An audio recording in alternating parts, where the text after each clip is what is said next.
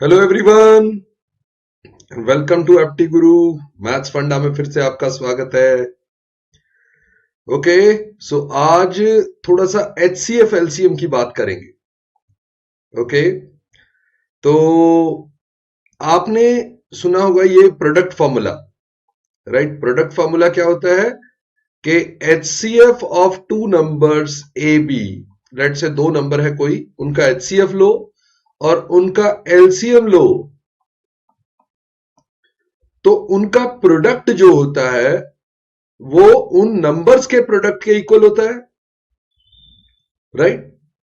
ये तो सुना ही होगा ना, HCF of A B into LCM of A B equal to A into B, that is HCF into LCM is the product. ठीक है, तो बड़ा इंपॉर्टेंट फॉर्मूला है। बट इसमें एक जो चीज ध्यान रखनी है, जैसे मैं बताऊं तो एक किसी एग्जाम में ये क्वेश्चन पूछ लिया था कि एलसीएम दे रखा था। Okay, LCM was given as 160, okay, and HCF was given as 28, और एक नंबर जो दे रखा था वो दे रखा था 70। तो हमें दूसरा नंबर निकालना था, तो हमने फॉर्मूला लगा दिया बच्चों ने फटाफट से। क्या किया, 160 into 28 equal to 70 into B, और ये 0 0 से कैंसिल हो गया, 7 इंटू 4 कैंसिल हो गया, तो दूसरा नंबर आ गया 64। अब देखो फॉर्मूला लगा के ये क्वेश्चन सॉल्व कर दिया, बट अगर लॉजिकली देखो तो इस क्वेश्चन में प्रॉब्लम क्या थी कि अगर नंबर 70 और 64 है, दूसरा नंबर 64 निकला, अगर नंबर ये दोनों हैं तो क्या इनका HCF 28 पॉसिबल है? लॉजिकल सोचो, 28 70 का फैक्टर ही नहीं है, तो हाईएस्ट कॉमन फैक्टर कैसे हो सकता है? तो जो डेटा गिवन था वो गलत था, डेटा इनकंसिस्टेंट, राइट। क्या था, एक चॉइस थी ये, डेटा इनकंसिस्टेंट, मतलब डेटा ठीक नहीं है। अब देखो तो क्या हमें इसमें देखना होता है, ठीक है, हमें प्रोडक्ट पता है, HCF into LCM equal to the product. अब हमारे पास क्या रूल क्या होता है कि एलसीएम जो होगा, अगर दो नंबर है एलसीएम, तो वो सबका मल्टीपल होगा। किस किस का मल्टीपल होगा, अभी मैं आपको ऐसे दिखा देता हूं, स्ट्रक्चर बना देता हूं। वो दोनों नंबर्स का मल्टीपल होगा, राइट, वो तो है ही क्योंकि लीस्ट कॉमन मल्टीपल है, और वो एचसीएफ का भी मल्टीपल होगा। यानी कि जो एलसीएम होना चाहिए वो ए बी दोनों नंबर का और एचसीएफ का भी मल्टीपल होना चाहिए, और एचसीएफ सबका फैक्टर होना चाहिए।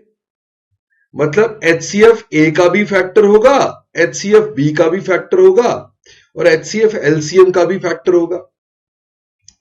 एचसीएफ सबका फैक्टर होना चाहिए, एलसीएम सबका मल्टीपल होना चाहिए, right. This is the rule.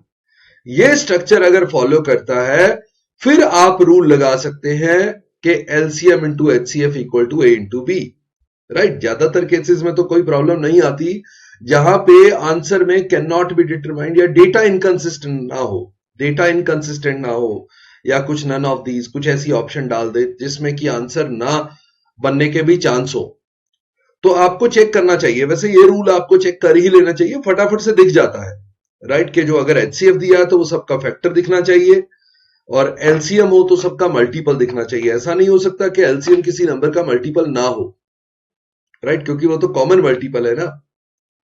Okay, तो ये पक्का देखेंगे आप, राइट, बहुत इंपॉर्टेंट रहता है ये, वरना तो आप सीधा सीधा निकाल देते हैं ना फटाफट, LCM into HCF equal to product of two numbers, right. एक मेरे क्वेश्चन ध्यान में आ गया, फटाफट से वो क्वेश्चन भी कर लेते हैं कि एचसीएफ दे रखा है दो नंबर्स का, वो 24, और एलसीएम दे रखा है उन्हीं दोनों नंबर्स का 11520। तो उसने पूछा था कितने पेयर्स पॉसिबल है, right, how many number of pairs possible बताना था। ओके, कितने हो सकते हैं जिनका HCF 24 हो और LCM 115? तो क्या करते हैं ऐसे केसेस में, जो दो नंबर लेंगे वो 24x और 24y लेंगे, उनका प्रोडक्ट करेंगे और वो दे रखा है, राइट, रादर एलसीएम नहीं दे रखा था, प्रोडक्ट दे रखा था, सॉरी, ये प्रोडक्ट दे रखा था, ओके, प्रोडक्ट दे रखा था, HCF दिया है और प्रोडक्ट दे रखा है 11520। उससे क्या हुआ, ये 24 का स्क्वायर 576 का डबल दे रखा था, तो x into Y equal to 20 था, और x और y में कुछ कॉमन नहीं हो सकता क्योंकि हाईएस्ट कॉमन ऑलरेडी ले चुके हैं हम 24। तो अब x और y को प्राइम होने चाहिए। कितने ऐसे को प्राइम पेयर जिनका प्रोडक्ट 20 बने, तो 1 इंटू 20 एंड 4 इंटू 5। सिर्फ दो ही ऐसे पेयर हैं ये वाले, राइट, 2 पेयर्स, क्योंकि एक और कॉम्बिनेशन बनता है 2 इंटू 10, बट 2 और 10 को प्राइम नहीं है। अगर आप x को 2 और y को 10 लेंगे तो आपका HCF 24x और 24y का HCF 48 बन जाएगा रादर देन 24। ओके, तो चलो, ये तो एक मैंने वैसे ही एग्जांपल एक और करवा दिया, ऐसा सिमिलर क्वेश्चन जो HCF LCM पे पूछा जाता है। तो आज के लिए इतना ही, see you in the next session, bye bye, नमस्ते, जय हिंद।